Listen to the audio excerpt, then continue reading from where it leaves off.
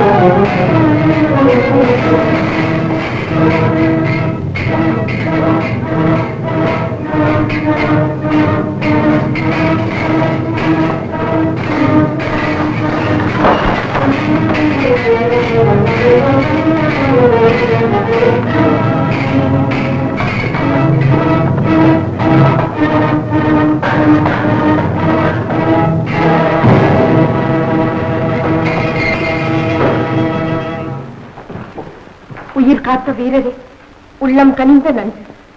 உயிர் மட்டுமல்ல, உங்கள் உடனே பத்திரமாக இருக்கிறது. நான் வருகிறேன். இந்த நேரத்தில் எங்கே போகிறீர்கள்? வழியில் கள்ளர்கள் திரிவார்கள். உங்களை கண்டால் விடமாட்டார்கள். கள்ளர்களை பிடிக்க வேண்டிய நான் அவர்களுக்கு பயந்தால் எப்படி என் கடவை நிறைவேற்ற முடியும்? உங்கள் உதவிக்கு பிரதி உபகாரமாக நான் கைமாறு கருதாத உதவிக்கு பிரதிபகாரம் தேவையில்லையம்மா. புனிதமான உதவி. நான் வருகிறேன். இனி இந்த வீட்டில் நீங்கள் எப்போது எந்த வேலைக்கும் வந்து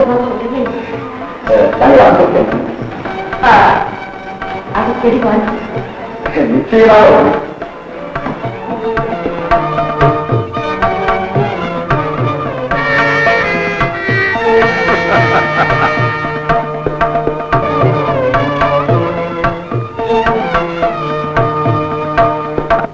முயற்சியின் ஆரம்பமே வெற்றி. யாருக்கு? வீரனுக்கா? ஆம், வீரனுக்கும் வெற்றி, அதோடு நமக்கும் வெற்றி. அது எப்படி எப்படி என்று கேட்கிறாயா? வீரன் வெள்ளையம்மாளை காதலிக்கிறார், மன்னரும் காதலிக்கிறார். அதாவது ஒரு பொருளுக்கு 2 பேர் போட்டி. இந்த நாடகத்தின் முடிவில்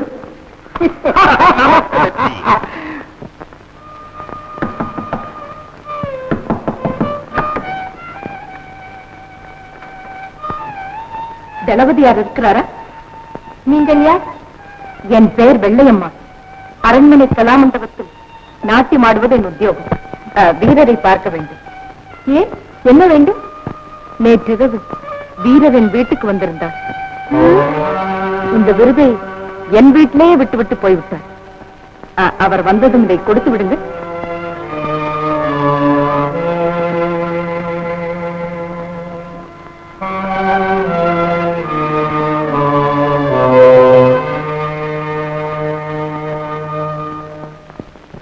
தங்கள் சந்தேகம் எனக்கு புரிகிறது.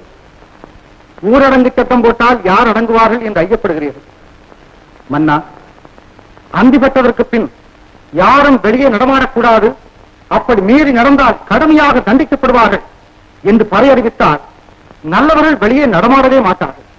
திருடர்கள் மட்டும்தான் துணிந்து வெளியே வருவார்கள். அப்போது அவர்களை பிடிக்கவும் கடுமையாக தண்டிக்கவும் நமக்கு நல்ல வசதி ஏற்படும். சரி, ஊரடங்கு சட்டம் போட அனுமதி தருகிறேன் உனக்கு. இப்போதே பறையறிவிக்க ஏற்பாடு செய். வழக்கம் போல் இந்த சட்டத்திற்கும் பாதுகாவலன் நீதான். ஆலை மன்னா.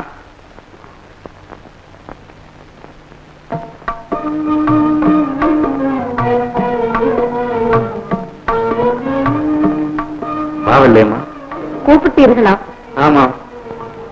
என்ன செய்தியோ? சொன்னால் தான் தெரியுமா? முன்னால் இல்லாத அழி. என்னால் புரிந்து கொள்ள முடியவில்லையே. அரியணை காலியாக இருக்கிறது. மறுமணத்திற்கு ஏற்பாடா? அதற்கு வெண்ணடனுமா? மறுமணத்தில் எனக்கு விருப்பமில்லை. எனினும் மலரணையின் தனிமை என்னால் பொறுக்க முடியவில்லை. சின்னவள் நான். என்ன தெரியும் எனக்கு? தெளிவாக சொல்லுங்கள். பாட்டு கேட்டால் பரவசமடைவேன். பாடட்டுமா? ஆட்டம் கண்டால் ஆனந்தம் கொள்வேன். ஆடட்டுமா? அது மட்டும் போதுமா? வேற என்ன வேண்டும்? ஆணையிடுங்க. ஆணையிட்டு கேட்டால் சுவைக்காது என்பார்கள். அன்போடு கேட்கிறேன் உண்மை. முறை எதுவானாலும் கேள்வி ஒன்றுதானே, கேளுங்கள். எனக்கு நீ வேண்டும். இல்லை, மதனா என்று கூப்பிடு. பல நாள் எண்ணம். பார்த்திருந்தேன் காலத்தை. தாளாது இனிமேல் மறுக்காதே. நாட்டியக்காரி தானே என்று விரைவிலே கேட்டுவிட்டீர்கள். வெள்ளையம்மா, விளக்க வேண்டாம். காதல் கொண்ட மனதிற்கு காரணகாரியம் எதுவுமே தேவையில்லை. சரி என்று சொன்ன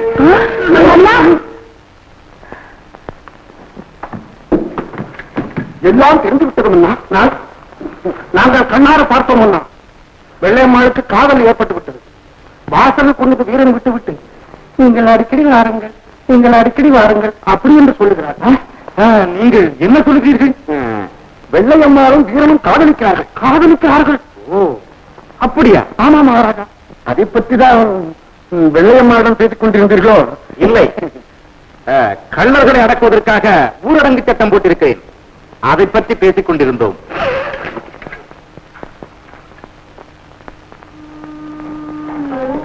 பொம்மி, பொம்மி, சரியான திட்டம் ஒன்று தீட்டி அதை மன்னரின் துணை கொண்டு சட்டமாக மாற்றிவிட்டேன். நாளை முதல் இரவிலே யாரும் தெருவிலே நடமாடவே முடியாது. அப்படி என்றால் இனி பயமே இருக்காது. பயமே இருக்காது. யாரும் பார்க்க மாட்டார்கள். யாரும் யாரையும் பார்க்க முடியாது. அந்திப்படும் முன்னாலே போய்விடுவீர்கள். போய்விடுவேன். ஆனால் விடி மட்டும் வீடு திரும்ப மாட்டேன். பொழுது இன்பமாக கழியும். இப்படிப்பட்ட ஆபத்தான விளையாட்டுகள் தானே வீரர்களுக்கு இன்பம். அந்த இன்பத்தில் கொண்டு போனதை மறந்து அந்நிய வைத்து விடுவீர்கள். என்ன சொல்லுகிறாய் பொம்மி? எல்லாம் தெரிந்தும் ஒன்றும் தெரியாதவர்கள் போல் பேசுகிறீர்கள். பொம்மி, எனக்கு ஒன்றுமே புரியவில்லையே. புரியாது. உங்கள் கதை எனக்கும் தெரியும் என்பது உங்களுக்கு தெரிந்தால் தானே இது புரியும். கதையா? என்னை குழப்பாதே பொம்மி, விவரமாக சொல். நான் சொல்ல வேண்டாம். அரண்மனையிலே எனக்கு தந்த விருது. உங்களுக்கு வேண்டியவர்கள் கொண்டு வந்தார்கள். வேதனைப்படுவதை தவிர வேறு வழி இல்லாத என்னிடம் கொடுத்தார்கள். போங்கள், அவர்கள் கையாலேயே அதை அறிவிக்க செய்யுங்கள். கொண்டவளுக்கு இல்லாத உரிமை வந்தவளுக்கு இருப்பதுதானே ஆண்டாண்டு காலமாக உலகத்தில் நடந்து வரும் அதிசயம்.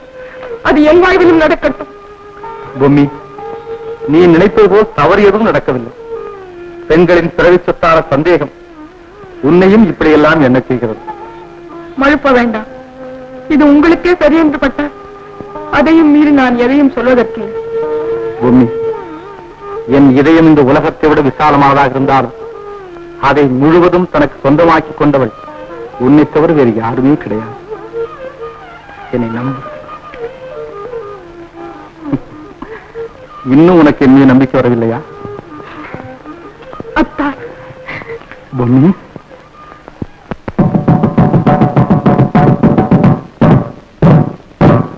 இதனால் சகலமான ஜனங்களுக்கும் தெரிவிப்பது என்னவென்றால், சூரிய அஸ்தமனத்திற்கு பின் அரசாங்க வீரர்களை தவிர வேறு யாரும் வெளியே நடமாடக்கூடாது. மீறி நடமாடினால் கடுங்காவல் தண்டனை விதிக்கப்படும். கள்ளர்களோடு யாராவது தொடர்பு வைத்திருப்பதாக சந்தேகிக்கப்பட்டாலும் மாறுகை வாங்கப்படும். இது திருமலை மன்னர் உத்தரவு.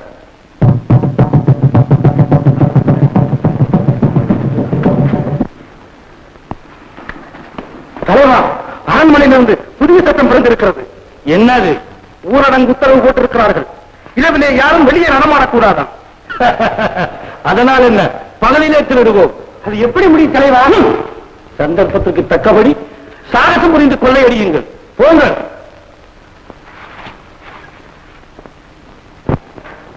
இரவு திருட்டை அடக்கினோம், பகல் திருட்டு வளர்ந்து விட்டது. தளபதி அவர்கள் திருட்டை அடக்குவதற்காக அது உங்கள் வேலை. நான் காலம் நேரம் பார்க்கிறேன். திட்டமில்லாத செயலும் செயல் புரிய முடியாத திட்டமும் எந்த பயனும் தருவதில்லை. போதும் விரும்பு. விரைவில் நீ கள்ளர்களை பிடித்தாக வேண்டும். அந்த வேலை எப்போது முடியும் என்பதும் எனக்கு தெரிய வேண்டும். நீங்களே சொல்லுங்கள் மன்னா, எத்தனை மாதங்களில் பிடித்து தர வேண்டும்? மாதக்கணக்கில் தவணை கேட்பது மாவீரர் கழகல்லவே. நல்ல வீரர்கள் தவணையை நாட்கணக்கில் கூட கேட்க மாட்டார்கள். ஆனால் நம்முடைய வீரருக்கு வாரக்கணக்கில் கொடுக்கலாம். சரி, 10 நாள் தவணை தருகிறேன். அதற்குள் திருடர்களை பிடித்தாக வேண்டும். நீ தங்கள் கட்டளைப்படி. சரி.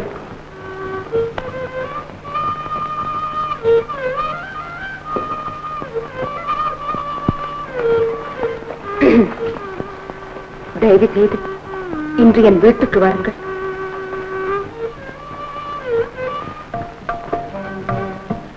கள்ளர்களை பிடிக்க 10 நாள் தவணைக்கு நீங்கள் ஒப்புதல் அளித்திருக்க கூடாது. எப்படி முடியும் என்று கேட்டிருக்கலாம். அதனால் கோழை என்ற பெயர் வந்து விடாது. இல்லை, இன்னும் எனக்கு நம்பிக்கை இருக்கிறது 10 நாள் தவணைக்குள் கள்ளர்களை பிடிக்க முடியும் என்று. ஆனால் மன்னர் என் வீரத்தை சந்தர்ப்பம் ஒன்று ஏற்பட்டு விட்டது என்பதுதான் என் கவலை. விவேகம் இழந்து விட்டார் திருமலை மன்னர். அமைதி இழந்திருக்கிறீர்கள் நீங்கள். அதே நிலைதான் எனக்கு. என்ன?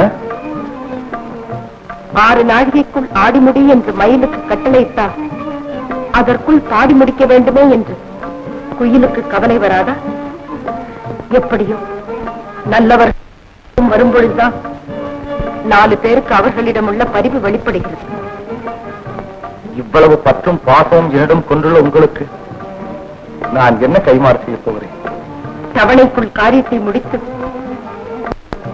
நான் தரும் பரிசை பெற்றுக் கொள்வதுதான் நீங்கள் எனக்கு செய்யும் கைமாறு. நான் ஈடுபடும் காரியம் மிகவும் ஆபத்தானது. இதில் நீங்கள் எப்படி உதவ முடியும்? ஒரு திட்டம். ஏற்கனவே பிடிபட்ட சுருளிமலை கல்லர்களின் முதுகிலே தேள் பற்றி குத்தப்பட்டிருக்கிறது. அதைப் போலவே நீங்களும் அந்த அடையாளத்தை போட்டுக்கொண்டு அவர்களைப் போலவே நடித்து நாம் இருவரும் அழகர் மலைக்கு செல்வோம். ஆதிமூலா பரமாத்மாவே. ஐயோ, என்ன சுத்தம்! சுவாமிகள் திருப்பரங்குன்றமோ? இல்லை, பழனியா இருக்கும். பழனின்னா மொட்டை அடிச்சுட்டு வந்திருப்பாங்க. சும்மா சாமியை போய் கிண்டல் பண்ணாத. என்னமோ பாவம் பொழைக்கிறதுக்கு தாடிய கடியா வச்சுக்கிட்டு நீ கத்தியா? அன்னபூரணி தர்மாத்மாவே, எம்மா புண்ணியவதி மகராசியா இருக்கணும். நெருழி காலம் வாழணும். நெருழி வாழணும்னு சொல்றேனே தவிர உன் வாழ்க்கை பாலைவனமாகி வருது தாயே. என்ன தாயே, வெள்ளையம்மா என்கிற பிசாசு உன் புருஷன் வீரனை பிடிச்சிருக்கு. அது இருக்கிற வரைக்கும் உன் வாழ்க்கையில சந்தோஷம் இல்லை தாயே. பிச்சை வாங்கிட்டு பேசாம போக மாட்டேன். தாயே, நீ ரொம்ப பொறுமைசாலின்னு தெரியுது. ஆனா புருஷன் மேல இருக்கிற பாசம் இதை கேட்டதும் கோபப்பட சொல்லுது. என்ன உள்ளற போயிட்டு பேசாம. எனக்கு ஏம்மா இந்த வம்பு? கண்ணகி பொறுமைதான் அவ கஷ்டத்துக்கு காரணம். நான் வர்றேன் தாய். அந்த கோடி நமஸ்காரம். ஆண்டவா ஆதிமூலா பாண்டவா.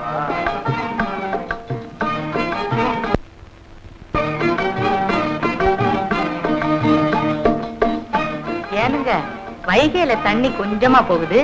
அதனாலதான் வை கை வை குடம்னா சொன்னா இல்ல வை அண்டானா வை கை. புண்ணிய தீர்த்தம் பாரு, ஒரு கை அள்ளி குடிச்சுக்கிட்டு போகணும்.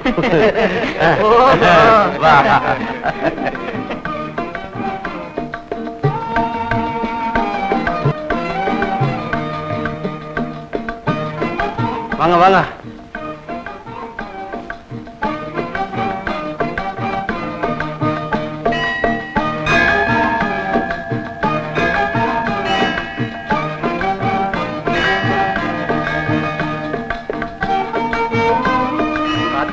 கோபுரத்தை? ஆமாங்க, கோபுரத்தை கொத்தனாருங்க செஞ்சாங்க. அத தூக்கி நிறுத்தினவங்க யாரு? அதுதானே தெரியல. சரி, வீரனை கேட்டுக்குவோம். அப்படிவா உட்கார்ந்து பேசுவோம்.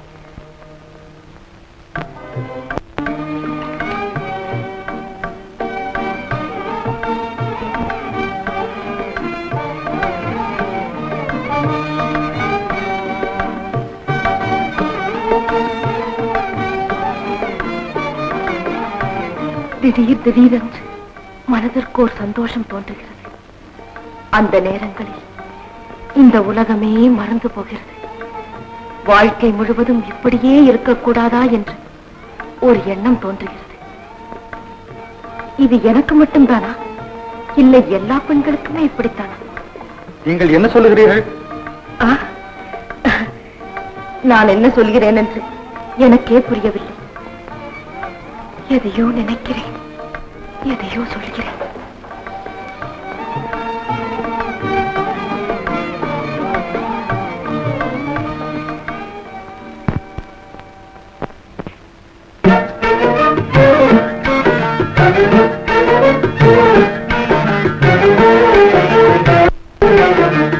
நாடகமெல்லாம் கண்டேன் உந்தன் ஆடும் விழியிலே, நாடகமெல்லாம் கண்டேன் உந்தன் ஆடும் விழியிலே, ஆடும் விழியிலே கீதம் பாடும் மொழியிலே, ஆடும் விழியிலே கீதம் பாடும் மொழியிலே, நாடகமெல்லாம் கண்டேன் உந்தன் ஆடும் விழியிலே. கண்டேன் இன்று கண்ணா, கண்டேன் இன்று கண்ணா வாழ்விலே, கண்ணா வாழ்விலே உங்கள் அன்பால் நேரிலே, கண்ணா வாழ்விலே உங்கள் அன்பால் நேரிலே, தேடிய இன்பம் கண்டேன் இன்று கண்ணா வாழ்விலே. கன்னிப் பருவமெனும் கட்டழகத் தேரினிலே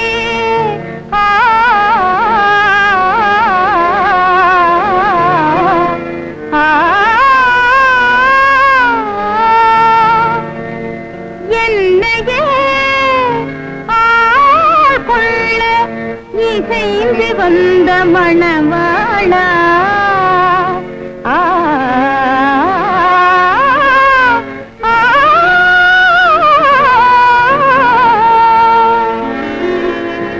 அன்னம் நடை பயில அசைந்து வரும் பூங்கொடியே,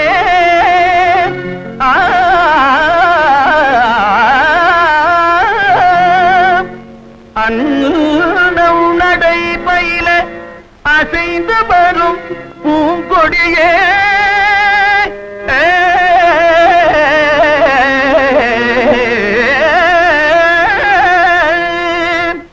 உன் அழகை பார்த்திருக்கும் கண்ணே சுவாமி, உன் அழகை பார்த்திருக்கும் என்னாலும் திருநாளே.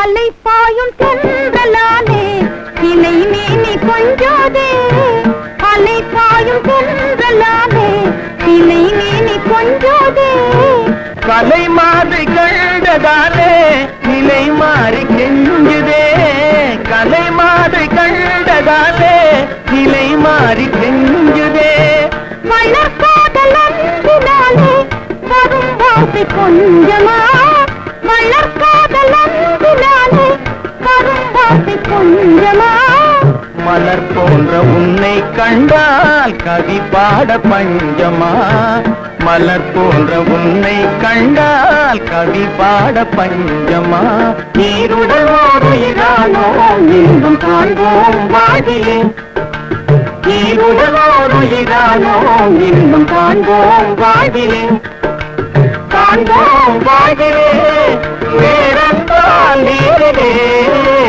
காண்போம் வாழ்விலே வேறென்றால் நேரிலே, ஈரோருயிரானோ இன்பம் காண்போம் வாழ்விலே.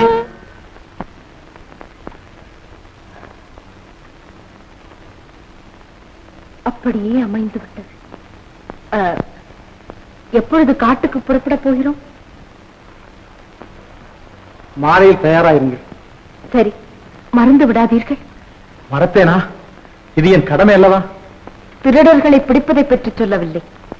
நாளை மறுநாள் பௌர்ணமி, அதை பற்றி சொன்னேன். அதுவும் என் இதயத்தில் பாதி இடம் பெற்று.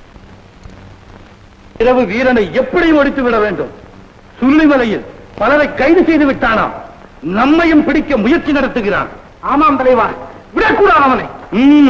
இன்றோடு அவனுக்கு முடிவு காலம். தயாராக இருங்கள். யாரது?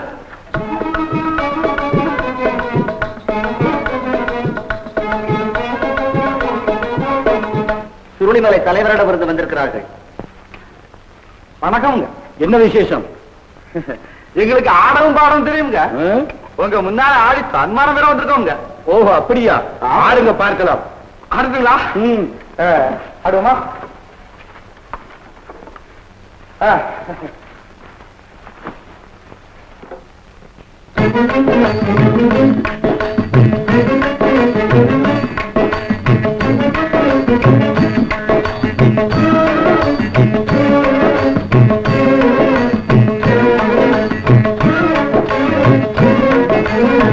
ஏற்றி பிழைக்கும் தொழிலே சரிதானா எண்ணி பாருங்க.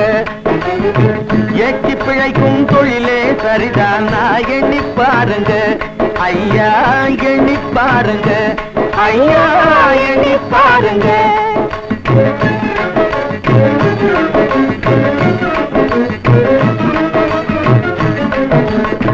நாட்டியப்பா சங்கிலி கருப்பா பூச்சி காட்டும் போக்கிரி துப்பா. நாட்டியப்பா சங்கிலி கருப்பா பூச்சி காட்டும் போக்கிரி துப்பா. மூட்டையடிச்சா உன்னையே விடுவா நான் நினைச்சு பாருங்க. மூட்டையடிச்சா உன்னையே விடுவா நான் நினைச்சு பாருங்க. நல்லா நினைச்சு பாருங்க. நல்லா நினைச்சு பாருங்க.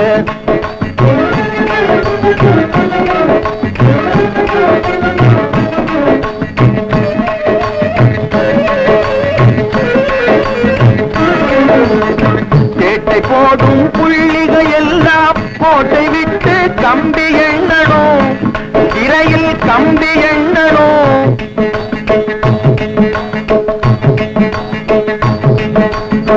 சேட்டை போடும் புள்ளிகள் எல்லாம் கோட்டை விட்டு கம்பி எண்ணணும். கோட்டை உடைக்கும் புலியே இதை நீங்க புரிந்து கொள்ளுங்க. கோட்டை உடைக்கும், கோட்டை உடைக்கும், கூட்டை உடைக்கும், கூட்டை உடைக்கும் புலியே இதை நீங்க புரிந்து கொள்ளுங்க. நீங்க புரிந்து கொள்ளுங்க. நீங்க புரிந்து கொள்ளுங்க.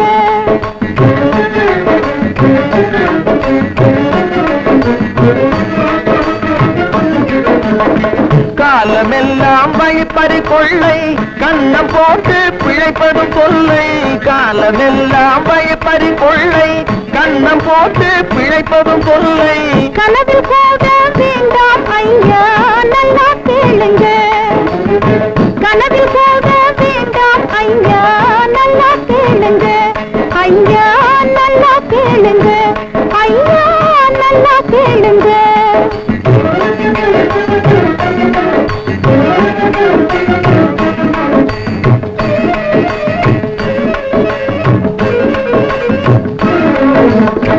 ஊரை அடிச்சு பிழைக்கவும் வேண்டாம்.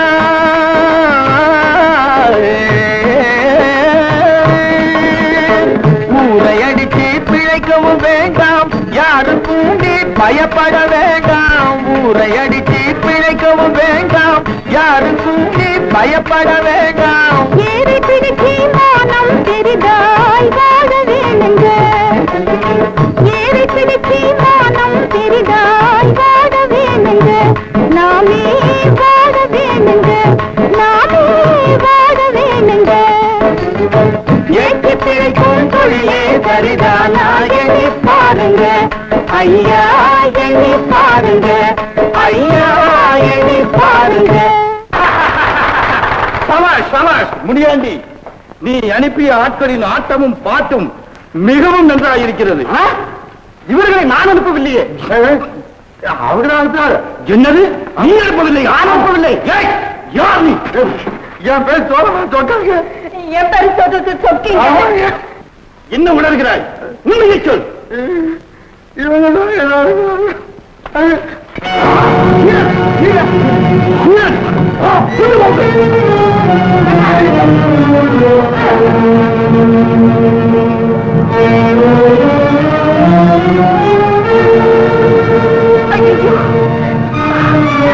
வீரன்